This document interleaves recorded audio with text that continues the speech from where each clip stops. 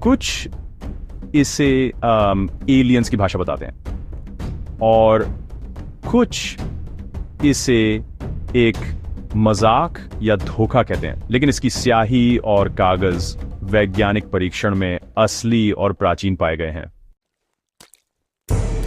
Voynich manuscript को लेकर कई थ्योरीज हैं। कुछ लोग मानते हैं कि यह मध्ययुगीन औषधियों और जड़ी बूटियों की किताब है जो गुप्त लिपि में लिखी गई थी।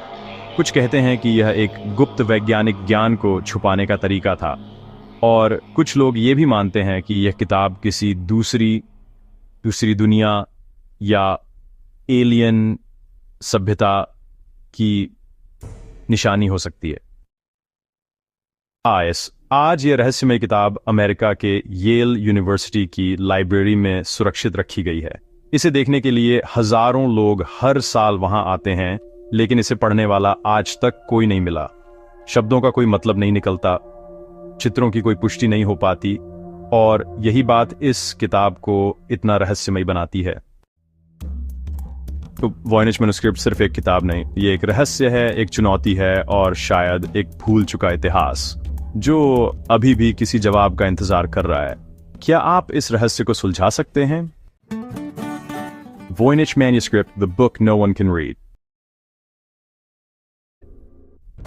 कुछ इसे एलियंस की भाषा बताते हैं और कुछ इसे एक मजाक या धोखा कहते हैं, लेकिन इसकी स्याही और कागज वैज्ञानिक परीक्षण में असली और प्राचीन पाए गए हैं।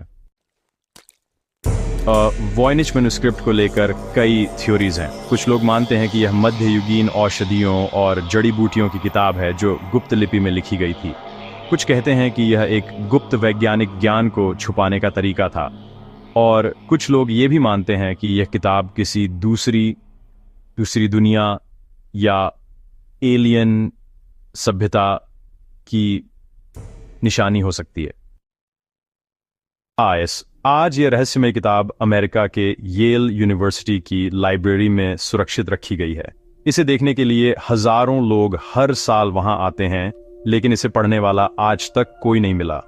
शब्दों का कोई मतलब नहीं निकलता, चित्रों की कोई पुष्टि नहीं हो पाती, और यही बात इस किताब को इतना रहस्यमय बनाती है।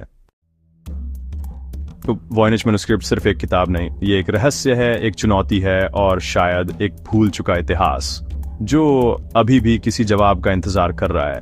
क्या आप इस रहस्य को सुलझा सकते हैं? Voynich manuscript, the book no one can read.